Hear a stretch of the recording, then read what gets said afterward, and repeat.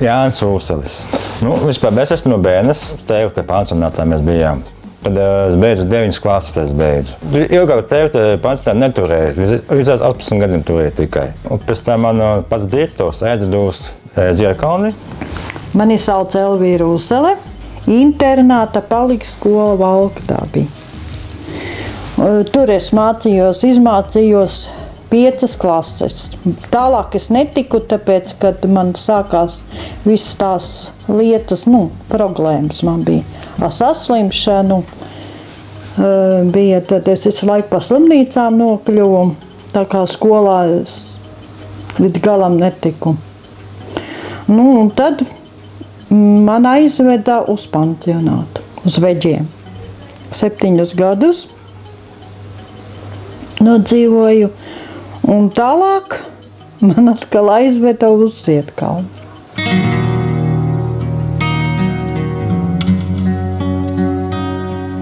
Un man draudzene atnāca pie manīm. Viņa saka, tev viens puisis grib ar tevi iepazīties, grib sadraudzēties. Un es viņai prasīju, kurš tas ir. Viņa man neteica, bija tāds noslēpums.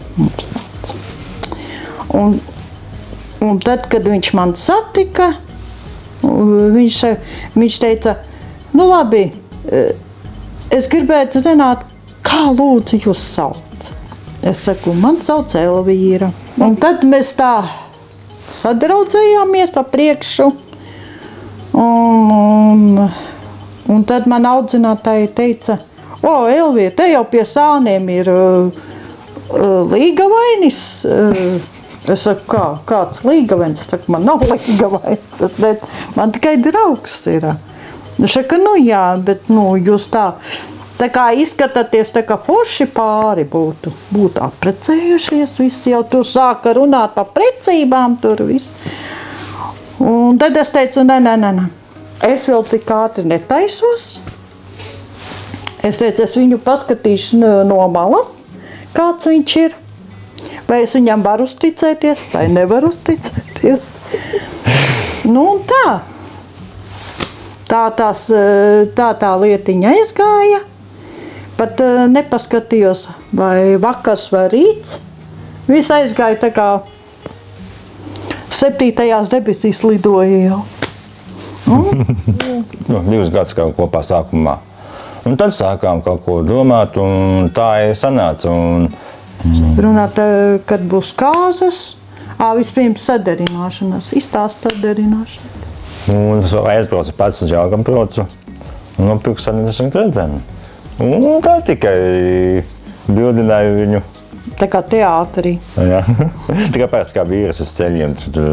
Un tad lūdzu roku un jūs man pa sievu.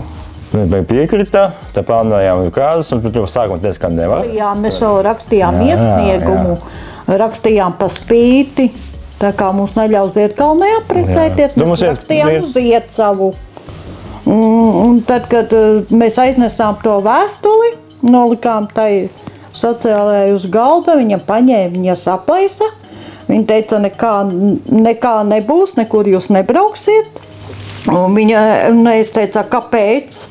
Viņš saka, ja jūs gribiet apprecēties, jums jārunā ar mani. Viņš saka, bet es jau tev neusticos, es jau zinu, ka tu neļausi. Viņš saka, kāpēc tu domā, ka es neļautu? Viņš saka, ja jūs parunātu godīgi ar mani, es jums atļautu, ja jūs gribat apprecēties. Es saku, bet istabiņas mums būs? Es saku, būs. Es saku, es neticu. Vat pa priekšu apprecēsimies, un tad redzēsim, vai jūs dosiet istabiņu vai nedosiet. Un tad mums bija sapulce, tad mums pateica Iveta, kas mums bija tāda draudzene, saka, jā, kāpēc? Lai viņi brauc prom. Jā, man jau nekas nav pretī, lai viņi brauc. Bet Jolanta pateica, nē, viņi dzīvos te, viņi apprecēsies te un būs istabiņa.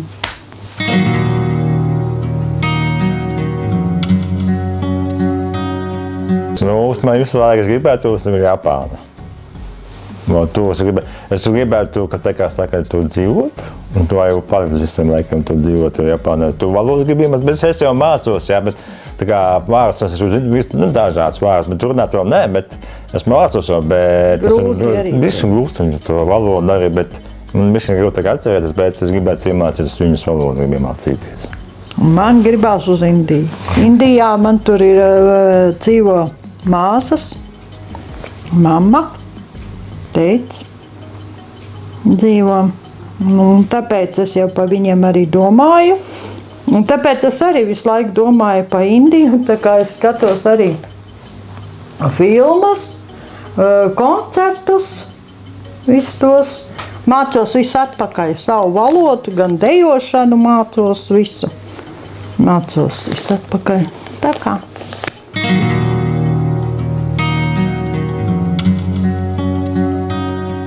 Daudz mums palīdzējuši. Man pat ir bijuši tā kā skolotājs mācījuši rakstīt, reiķināt man. Es gatavot mani mācīja. Visu, ko es nemācēju Ziedkalnē. To sociāli darbinieki, ja kad kāpēc, ko mums vajag, tad mēs aizējam un padomu. Mācīja, ko drīkst, ko nedrīkst šeit.